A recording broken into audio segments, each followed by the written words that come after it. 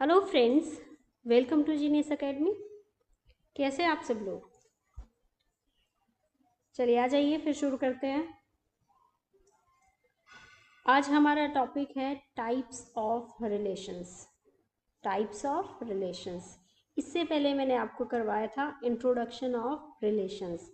I hope सबने देख लिया है। जिसने नहीं देखा, पहले आप टाइप्स ऑफ रिलेशन से पहले आप इंट्रोडक्शन ऑफ रिलेशंस देखें तो आपको ज़्यादा समझ आएगा।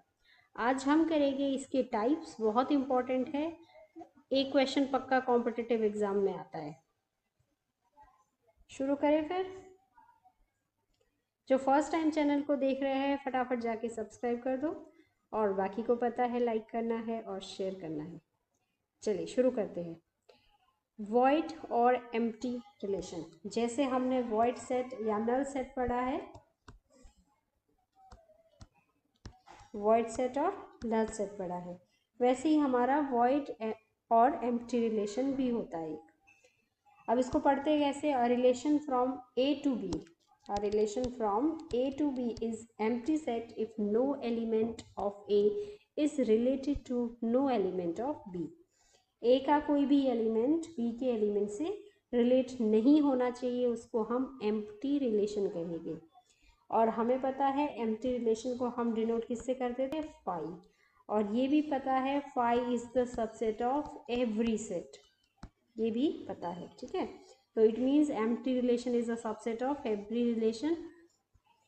दैट मीन्स इसका क्या मतलब हुआ? जो हमारा एक रिलेशन है वो ये स्मॉलेस्ट रिलेशन है, सबसे छोटा रिलेशन हमारा एम्प्टी रिलेशन होता है।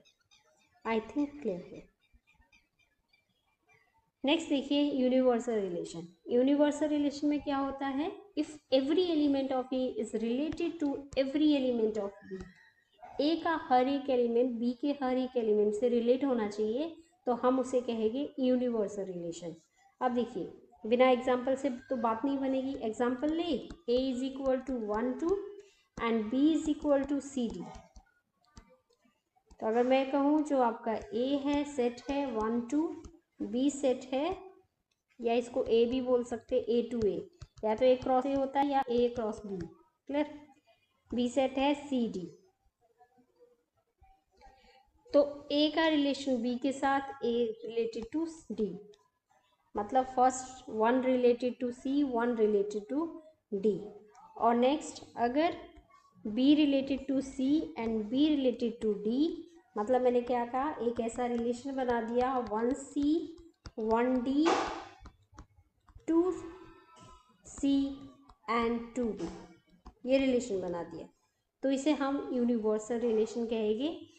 इसको और भी हम कुछ कहते हैं, शायद आपको याद होगा। क्या कहते हैं बताइए? Cartesian product, Cartesian products. ठीक है, जिसको हम डिनोट करते थे ए क्रॉस बी से। तो हमारा जो ए क्रॉस बी है वो हमारा लार्जेस्ट रिलेशन होता है, उसी को हम यूनिवर्सल रिलेशन बोलते हैं। इससे बड़ा रिलेशन नहीं बनेगा। ठीक है, ये लिखा है मैंने। number of elements in universal relation is equal to number of elements in Cartesian products, and universal relation is the largest relation, या Cartesian products is the largest relation। अब मैं बाकी रिलेशन बना सकती हूँ, जैसे R1 कोई एक रिलेशन है 1C, ऐसे बना दिया।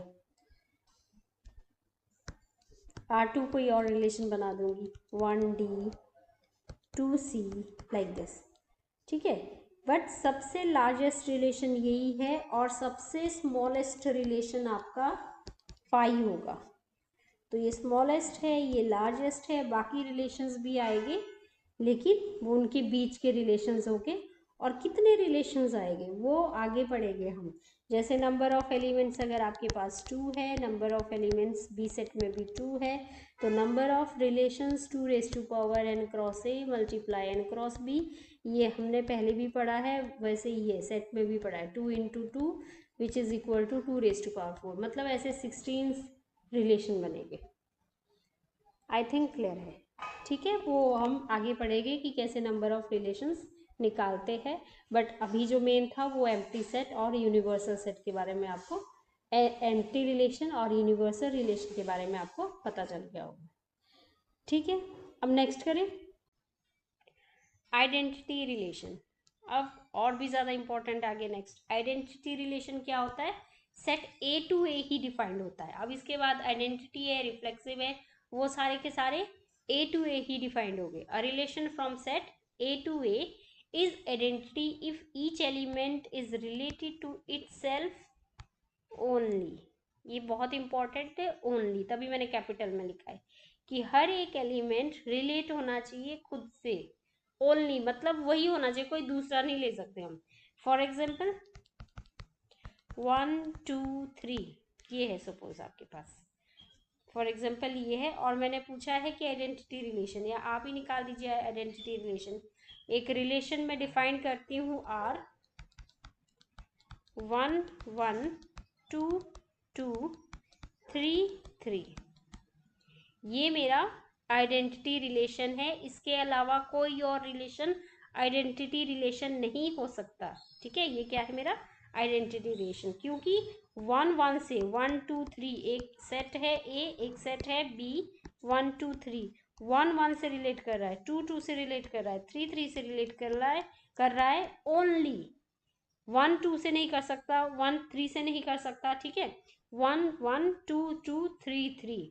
और ऐसे भी नहीं होना चाहिए कि अगर मैं एक रिलेशन ऐसा डिफाइन कर रही हूँ 1 1 2 2, तो भी मेरा ये आइडेंटिटी रिलेशन नहीं है। इम्पॉर्टेंट है। ठीक है, क्यों, क्योंकि मैं इसमें 3 और 3 मिस कर रही हूँ। तो एक रिलेशन ईच एलिमेंट लिखा ना मैंने, तो एक चीज मैं यहाँ पे क्या मिस कर रही हूँ कि हर एक एलिमेंट नहीं लिखा मैंने, 3 नहीं लिखा। तो एक तो मिस किया मैंने 3 element is related to itself, each element is related to itself, तो ये आइडेंटिटी नहीं होगा। अगर कोई एक और रिलेशन में डिनोट करती हूँ 1 1 2 2 3 3, ठीक है, यहाँ तक तो आइडेंटिटी था। अब मैंने 2 3 भी रिलेट कर दिया इससे, तो क्या ये आइडेंटिटी है, बताइए। ये भी आइडेंटिटी नहीं है। क्यों, क्योंकि यहाँ पे मैंने कौन सी जो डेफिनेशन है वो मिस कर दी, ओनली वाली। तो यहाँ पे ओनली सेटिस्फाई नहीं हो रहा है, यहाँ पे ईच एलिमेंट सेटिस्फाई नहीं हो रहा है। आई थिंक अब क्लियर हो गया है ना। यहाँ पे देखिए दोनों, each element is related to itself only.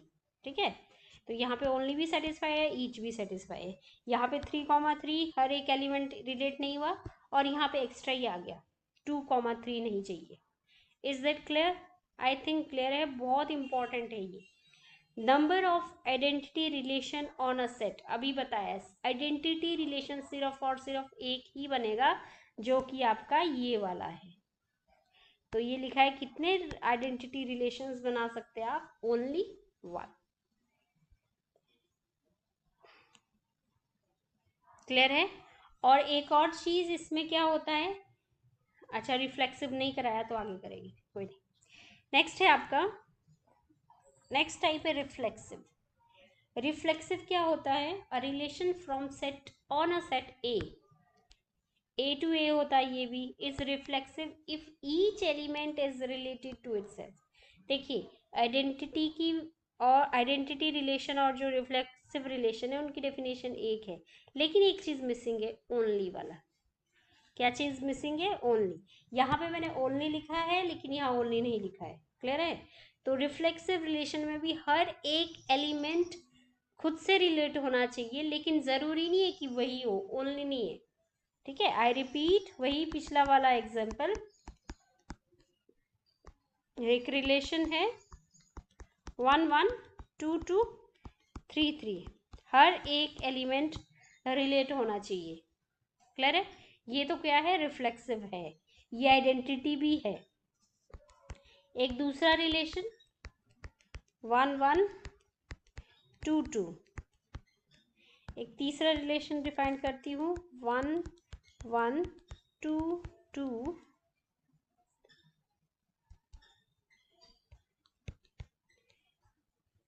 3 3। अब रिलेट कर रही हूँ 2 3, ऊपर वाला ही, कुछ और भी ले सकते हैं, 3 2 2 3 जो भी लेना है आपने, है ना। बस अब बताइए कौन सा रिफ्लेक्सिव है, ये रिफ्लेक्सिव है क्योंकि इसमें ईच वाला कंडीशन क्लियर होगी। ये रिफ्लेक्सिव नहीं है क्योंकि ईच एक रह गया, 3 रह गया, 3 is not related to 3 here. ठीक है, तो यहाँ पे ईच वाली कंडीशन नहीं आई, तो ये रिफ्लेक्सिव भी नहीं है। क्लियर, ये आइडेंटिटी तो वैसे भी नहीं है, रिफ्लेक्सिव भी नहीं है। ये वाला अगर मैं यहाँ पे आइडेंटिटी की बात करूँ तो ये आइडेंटिटी रिलेशन नहीं है, क्योंकि मुझे एक्स्ट्रा चीज़ कुछ भी नहीं चाहिए, ओनली था उसमें। बट यहाँ पे ये रिफ्लेक्सिव होगा, रिफ्लेक्सिव होगा। मैंने ईच एलिमेंट कहा, each element is related to, each element is related to itself. तो हो गया, इतनी कंडीशन मेरी हो चुकी है। बाकी आए या ना आए मुझे फर्क नहीं पड़ता है, बाकी आता है तो ठीक है, नहीं आता तो भी ठीक है। क्लियर है, रिफ्लेक्सिव और आइडेंटिटी में सिर्फ इतना सा डिफरेंस होता है। क्लियर है, तो ये वाला जो लास्ट वाला मैंने R3 रिलेशन लिखा है, ये आइडेंटिटी नहीं हो सकता, ये सिर्फ रिफ्लेक्सिव होगा। आई थिंक क्लियर है। ठीक है, जैसे एक रिलेशन मैंने R4 ले लिया, ये बताइए 1 1 2 2 3 3 2 3 3 2 3 1, क्या है ये रिफ्लेक्सिव है, रिफ्लेक्सिव है। यस, क्यों? क्योंकि मुझे सिर्फ ज़रूरत है ईच एलिमेंट्स की। अब एलिमेंट्स मेरे पास ये ध्यान रखना 1 2 3 ही है। ठीक है, ये आइडेंटिटी है नहीं, क्योंकि ईच वाला कंडीशन ठीक है, ओनली वाला कंडीशन यहाँ रिजेक्ट हो गया, ये एक्स्ट्रा एलिमेंट्स आ गए। तो आपका सिंपल है, ये रिफ्लेक्सिव है और ये क्या नहीं है, आइडेंटिटी नहीं है। बट अगर ये ऐसे होता 1 1 2 2 2 3 3 2 3 1, एक चीज़ मिसिंग है इसमें 3 3, तो ना ये रिफ्लेक्सिव है ना ये आइडेंटिटी है। आई थिंक क्लियर है। तो यहाँ से मुझे एक चीज़ पता चलती है, identity relation is reflexive relation. I repeat, identity relation, जो आपके आइडेंटिटी रिलेशन होंगे वो क्या होंगे, is also reflexive relation. But vice versa is not true, मतलब vice versa means reflexive relation is not identity relation. I think clear हो गया। ठीक है, ये लिखा है मैंने, identity relation is reflexive relation but vice versa is not true. ठीक है, क्योंकि आइडेंटिटी रिलेशन मेरा एक ही हो सकता है, एक इस सेट में 1 2 3 में, कौन सा वाला 1 1 2 2 3 3, इसके अलावा कोई और आइडेंटिटी रिलेशन नहीं होगा। तो ये आइडेंटिटी रिलेशन भी है और रिफ्लेक्सिव रिलेशन भी है। आई थिंक क्लियर है।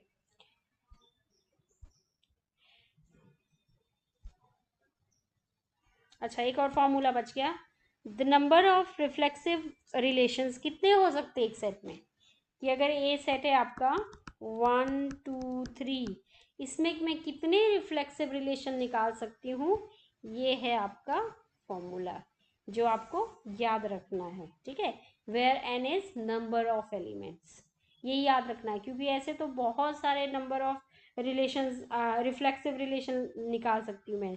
जैसे मैंने ये देखिए, ये रिफ्लेक्सिव रिलेशन है, ये रिफ्लेक्सिव रिलेशन है, ऐसे ही मैं पीछे भी मैंने 2 3 रिफ्लेक्सिव रिलेशन निकाले थे। अब मुझे नहीं पता कितने हैं, बहुत सारे रिफ्लेक्सिव रिलेशन है इस सेट में। तो फॉर्मूला क्या है, नंबर ऑफ रिफ्लेक्सिव रिलेशन।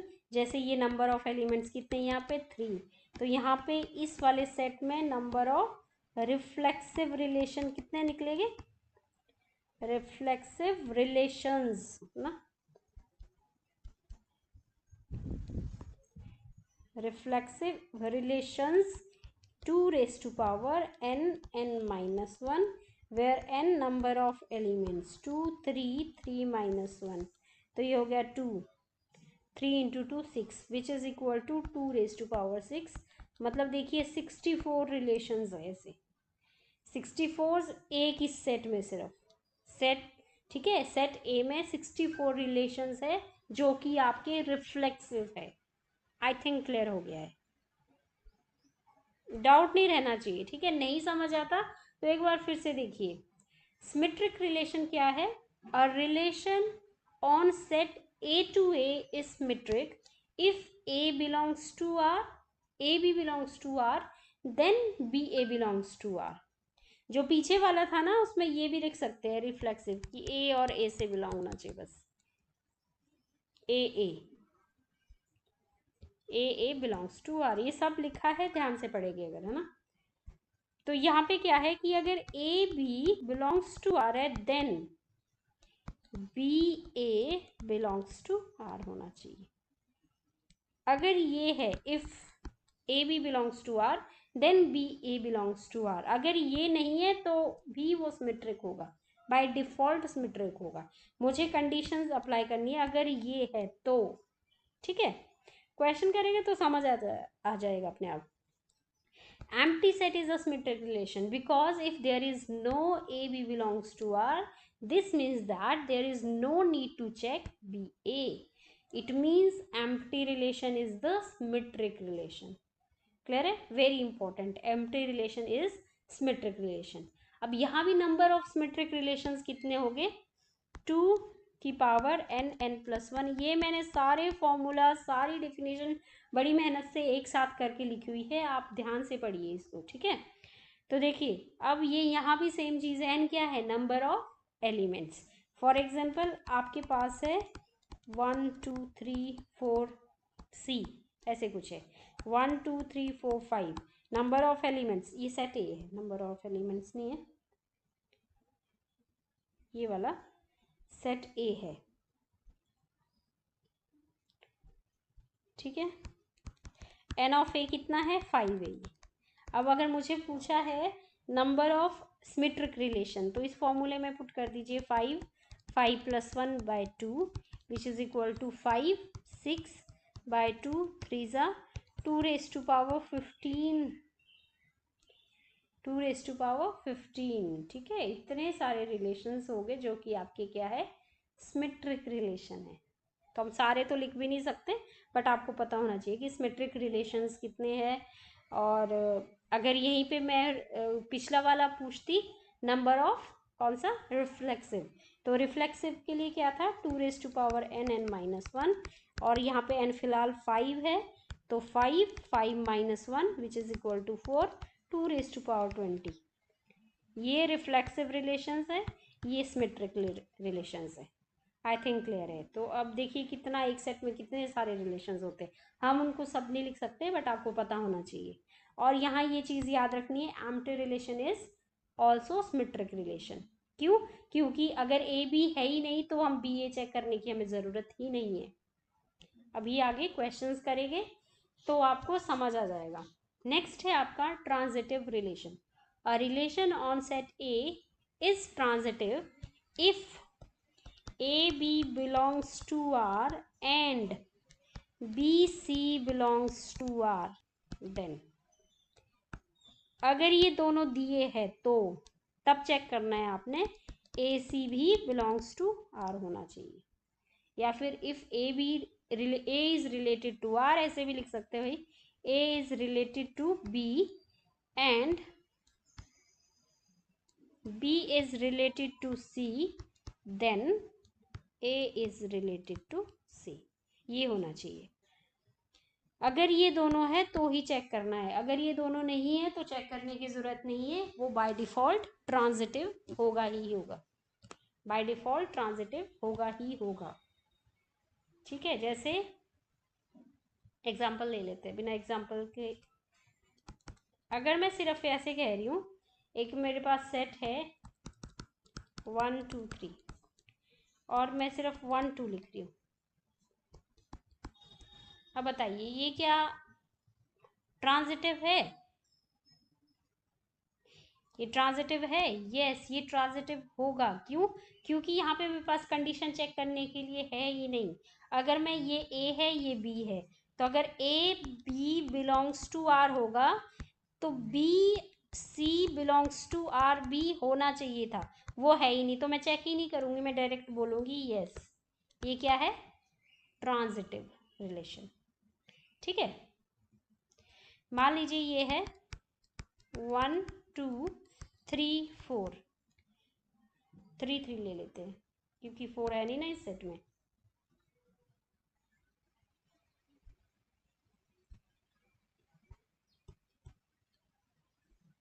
क्या ये ट्रांजिटिव है?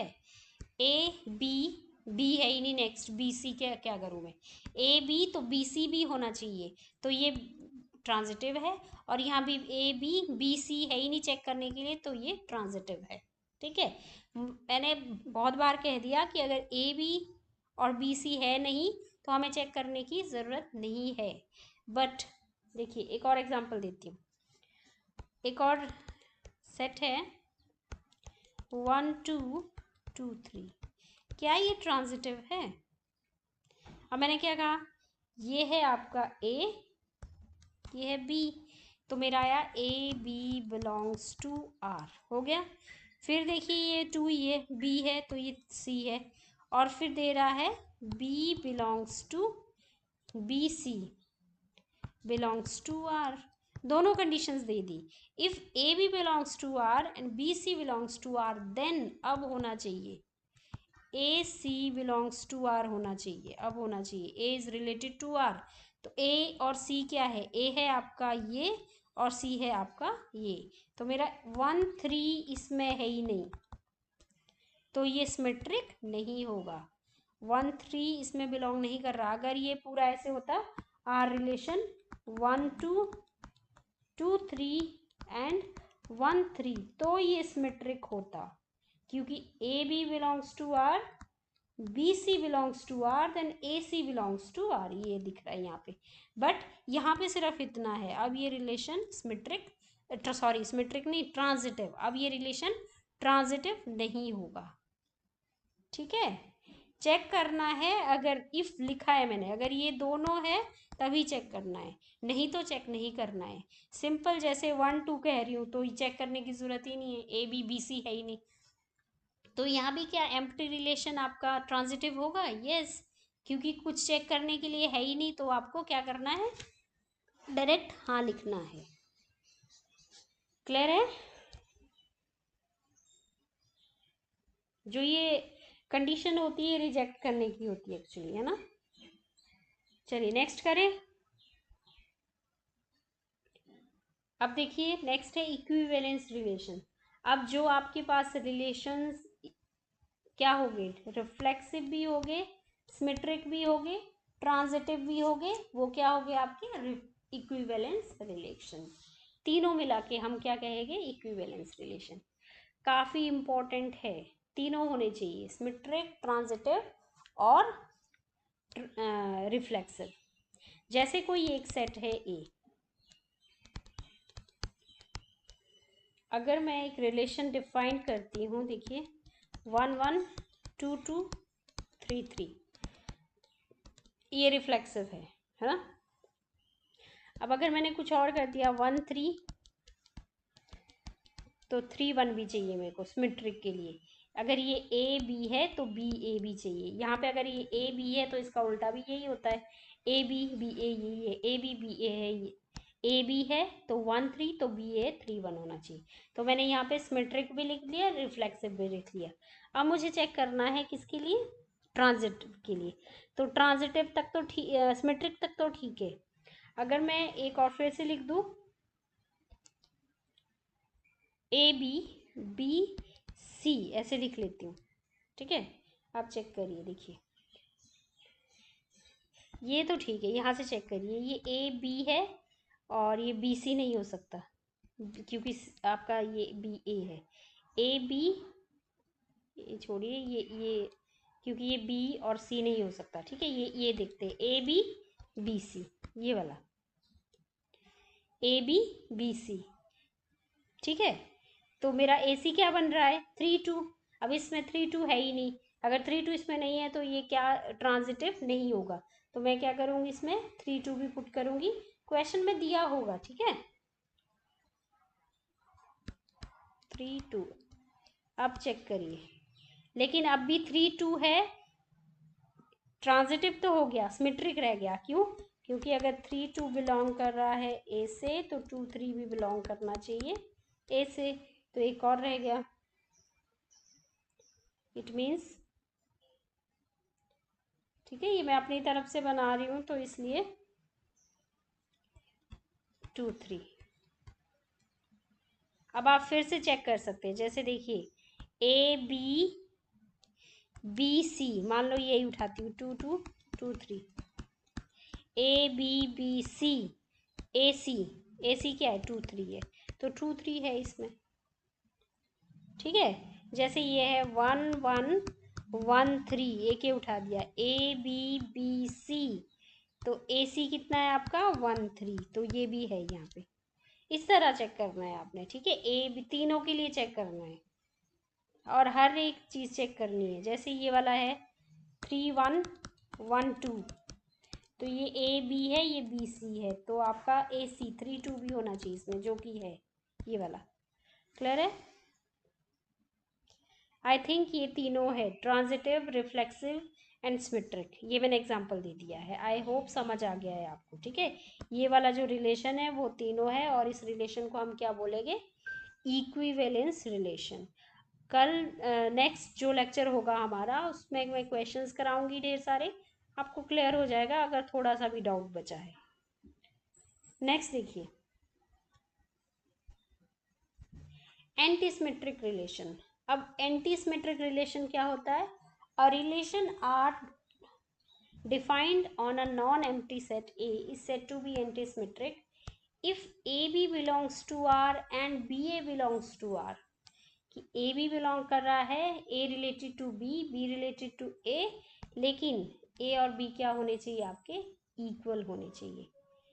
ठीक है, और A और B सेट A से ही होने चाहिए, ये भी काफ़ी इम्पोर्टेंट है। आगे समझ, A और B क्या होने चाहिए? इक्वल। मतलब कहने का क्या मतलब है? अगर 2 2 एक रिलेशन में बिलोंग कर रहा है, ये AB है, तो BA भी इसका यही होगा,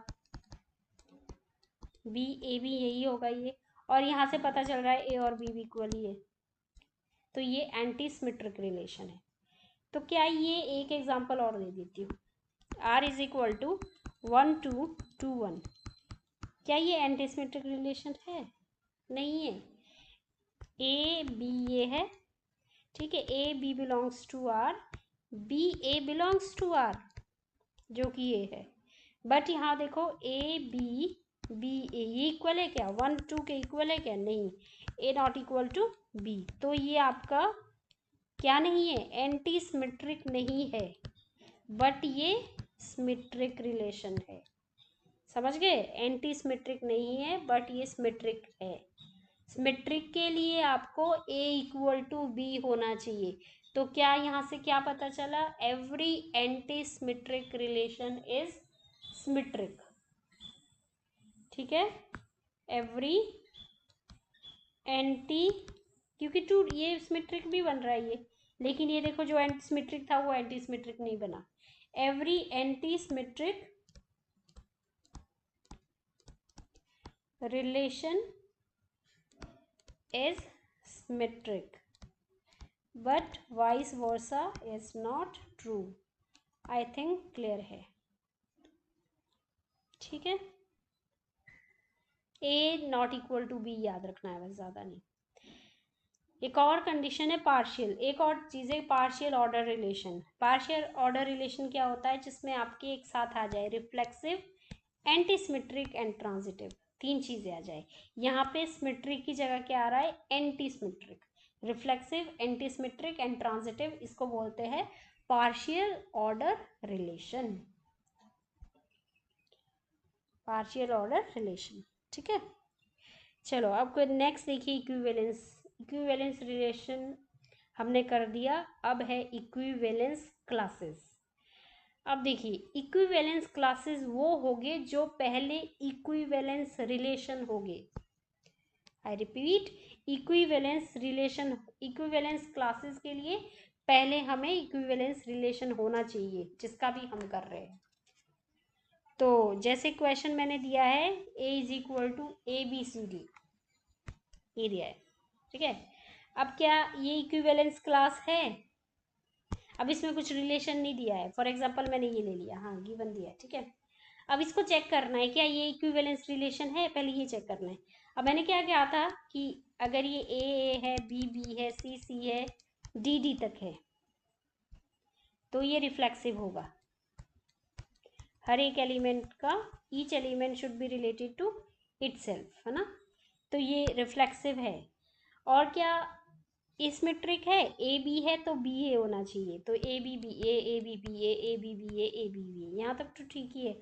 नेक्स्ट क्या है, ये बी सी और सी डी दिया है, B C C D C B. तो अगर ये ए है, ये बी है, और ये बी है तो ये है, तो इसमें ट्रिक भी हो गया। अब क्या बचा, ट्रांजिटिव। तो पहला क्या है, रिफ्लेक्सिव भी हो गया ये, क्योंकि मुझे इक्विवेलेंस क्लास करना है, सिमेट्रिक भी हो गया ये। और थर्ड क्या है आपका, ट्रांजिटिव चेक करना है, A B B A, then A B B C and C A तब होगा। तो क्या लास्ट में देखिए ए है, कहीं नहीं है, बी, ये वाला चेक करो। अगर ये ए बी है, ये वाला चेक करते हैं एक, अगर ये ए बी है तो ये बी सी हो गया। तो लास्ट में क्या ए सी है, क्या बी सी बिलोंग कर रहा है, बिल्कुल बिलोंग कर रहा है। नेक्स्ट में इन दोनों को चेक करो, सी सी और सी बी। अगर ये ए बी है और ये बी सी है, तो क्या सी बी है, बिल्कुल है। आई थिंक ये समझ आ गया है ना। और हो गया, चेक कर लिया। तो ये तीनों है, क्या है, ये ट्रांजिटिव भी है। तो अगर ये तीनों है तो मैं चेक कर सकती हूँ फॉर इक्विवेलेंस क्लासेस के लिए। मैं किसके लिए चेक कर सकती हूँ, इक्विवेलेंस क्लासेस के लिए। अब जो इक्विवेलेंस क्लासेस है उसको कैसे डिनोट करते हैं, मैंने लिखा है यहाँ पे, देखिए ये स्क्वायर ब्रैकेट के अंदर ए आपका कोई मतलब रिलेशन दिया होगा, ठीक है। जैसे यहाँ पे मैंने ए के बारे में पूछा है, तो ए के बारे में means set of all elements related to A, मुझे बताने हैं set of all elements related to A. Suppose A के बारे में, अब ये कुछ भी हो सकता था, ए बी सी डी, फिलहाल मैंने ए लिखा है यहाँ पे। तो set of all elements related to A से क्या रिलेट कर रहा है, ए, और है कहीं यहाँ एलिमेंट नहीं है, तो बस ए से सिर्फ ए रिलेट कर रहा है। अगर मुझे इक्विवेलेंस क्लास किसका निकालना है, बी का निकालना है, तो मुझे यहाँ पे चेक करना है कि बी से क्या क्या रिलेट कर रहा है। बी से एक बी रिलेट कर रहा है, बी से एक सी रिलेट कर रहा है, तो मैं क्या लिखूंगी, बी एंड सी। अगर मुझे इक्विवेलेंस क्लास ऑफ सी निकालना है तो मुझे चेक करना है, यहीं पे चेक करना है रिलेशन में, C is related to C and C also related to B. It means C किससे रिलेट कर रहा है, बी और सी से। क्लियर है। डी किससे रिलेट कर रहा है, डी सिर्फ एक में ही है, डी सिर्फ डी से रिलेट कर रहा है। तो ये है equivalence class different different elements के लिए। जैसे ए की इक्विवेलेंस क्लास ये है, बी की इक्विवेलेंस क्लास ये, रिलेशंस पे देखना है, और वो जो रिलेशन है वो इक्विवेलेंस रिलेशन होना चाहिए। अब अगर समझ नहीं आया तो एक क्वेश्चन और करते हैं। ए आपके पास ये है और मैंने रिलेशन लिखा है कि A plus B is even number. A और बी क्या होने चाहिए, इवन नंबर्स होने चाहिए। तो सबसे पहले तो मुझे आर निकालना पड़ेगा, आर निकालना है, और या फिर यही चेक कर लो डायरेक्ट, क्या कि क्या ये इक्विवेलेंस रिलेशन है, क्या ये इक्विवेलेंस रिलेशन है कि नहीं। तो चेक कर दीजिए फटाफट, रिफ्लेक्सिव तो होगा, क्यों, क्योंकि A comma A related to R, A B A है, बी बी ए है, तो टू ए, तो ये इवन नंबर है। तो फर्स्ट हो गया reflexive. Second, equivalence relation check कर रही हूँ मैं। Second, A B belongs to R, then B A belongs to R, ये चाहिए। मीन्स क्या है, मतलब क्या है इसका, कि अगर ए प्लस बी इवन है, ऑफ कोर्स बी प्लस ए भी इवन ही होगा, ठीक है, तो ये भी ट्रू है। Third, if AB belongs to R and BC belongs to R, then AC belongs to R. It means if A plus B is even and B plus C is even, then A plus C is also, yeah, must be even, है ना। हाँ होता है। अब even करने के लिए क्या क्या चाहिए आपको, या तो दोनों इवन नंबर चाहिए या दोनों ऑड नंबर चाहिए इवन का ऐड होने के लिए। 2 + 4 6 आ जाएगा, इवन हो जाएगा। या दोनों इवन नंबर्स चाहिए तभी इवन आता है, या दोनों ऑड नंबर्स चाहिए, सॉरी 5 नहीं 4, या दोनों ऑड नंबर्स चाहिए तभी आपका क्या आंसर आता है, इवन नंबर आता है। अब हम निकाल सकते हैं इक्विवेलेंस क्लास। अब अगर मैं पूछूं आपसे equivalence class of 1, equivalence class of 1, तो आप क्या कर सकते हैं, 1 से रिलेट करना है आपको एक नंबर को कि इवन नंबर आ जाए। तो 1 + 1 ऑफकोर्स 2 आता है इवन नंबर। 1 + 1 2, 1 + 3 इसी में से लेना है। 1 + 2 ऑड नंबर आ जाएगा, 1 + 3 1 + 5, ये दो ऑड नंबर का सम इवन, समझ रहे हो, ये भी इवन है ये भी इवन आ गया। मुझे दो नंबर्स का सम इवन चाहिए, तो मतलब इक्विवेलेंस क्लास जो मेरी है किसकी, 1 की, वो होगी 1 3 5। क्लियर है। Similarly equivalence class for 2, 2 + 2 4, 2 + 4 6, even number चाहिए, बाकी चेक कर लीजिए होगा ही नहीं। इक्विवेलेंस क्लास फॉर 3, 1 3 5, 1 + 3, क्या मतलब इसका, 3 related to 1, 3 related to 3, 3 related to 5, सबका ऐड करो इवन नंबर आ रहा है। सिमिलरली अब क्या बचा, 4 बचा, 4 का वापस से रिपीट ही हो जाएगा और 5 का फिर से रिपीट हो जाएगा। ये समझ रहे हो, इसका क्या मतलब है, अगर इन सब का मैं यूनियन कर दूं तो वापस ए सेट आ रहा है। इक्विवेलेंस क्लास कर दूं सबका, A1 A2 यूनियन कर दूं, A3 ऐसे कर दूं तो पूरा आपका ए आ रहा है, एंड सो ऑन। ठीक है, लेकिन अगर किसी दो का इंटरसेक्शन कर देती हूँ किसी भी दो सेट के लिए, जैसे इन दोनों का इंटरसेक्शन तो करो तो वो क्या होता है, 5 होता है। आई थिंक क्लियर है। ठीक है,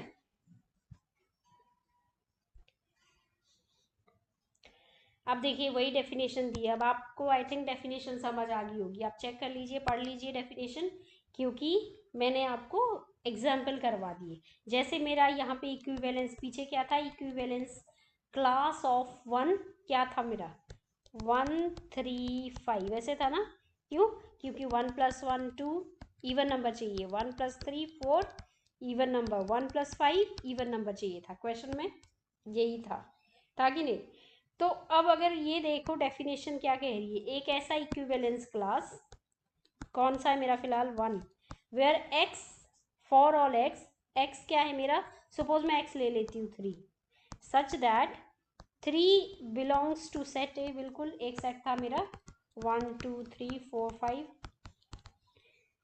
where and X comma A, मतलब एक्स आपका है 3 comma A belongs to R, वही है। अब ये एक्स हर बार चेंज हो रहा है, जैसे मैं इक्विवेलेंस क्लास 1 के लिए 5 ले लेती हूँ, 5 such that 5 belongs to set A and 5 1 belongs to या रिलेटेड टू आर। क्लियर है। फिर ये 1 भी हो सकता है इक्विवेलेंस क्लास, क्योंकि equivalence class of 1 also 1। I think समझ आ गया है, ये जनरल फॉर्मूला है। एक्स आपका 1 2 3 होगा। क्लियर है, ये मैंने करा दिया, यूनियन होगा तो ए आएगा, इंटरसेक्शन होगा तो 5 आएगा। और लास्ट में सम अप कर लेते हैं, ये भी इंपॉर्टेंट है, इंटरसेक्शन ऑफ ऑल, अभी बताया, intersection of all equivalence class is 5, union of all equivalence class is set A. Smallest relation empty relation होता है, smallest equivalence relation identity relation होता है। अगर सिर्फ स्मॉलेस्ट रिलेशन बोले तो वो एम्प्टी रिलेशन है, लेकिन इक्विवेलेंस बोले क्योंकि इक्विवेलेंस रिलेशन क्या होगा, आइडेंटिटी रिलेशन। लार्जेस्ट रिलेशन को हम यूनिवर्सल रिलेशन भी बोलते हैं, कार्टेशियन प्रोडक्ट ये वो। Largest equivalence relation Cartesian product. empty relation is always metric and transitive, empty relation always metric and transitive but not reflexive, important. Every antisymmetric relation is a symmetric but vice versa is not true. I think clear हो गया है, मैंने हर एक चीज़ बता दी है अच्छे से। जो चीज़ समझ नहीं आई आपको, जो भी आपको टॉपिक समझ नहीं है, आप पीछे जाके देख लीजिए एक बार, ठीक है, तो समझ आ जाएगा। चलो, ये थे टाइप्स ऑफ रिलेशंस। कल हम इससे रिलेटेड क्या करेंगे, या फिर नेक्स्ट वीडियो में इससे रिलेटेड हम टॉपिक क्वेश्चंस करेंगे ढेर सारे। आई थिंक आपको समझ आ गया है। मैंने बहुत सारी प्रैक्टिस, बहुत सारे मतलब हार्ड वर्क करके सारे नोट्स को एक साथ लिखा है। आप प्लीज़ अच्छे से करिए, नहीं समझ आता तो बार बार करिए, है ना। चलिए, मिलते हैं फिर नेक्स्ट वीडियो में। वीडियो पसंद आया तो लाइक, शेयर और सब्सक्राइब करना ना भूलें। Thank you very much. Bye bye, take care.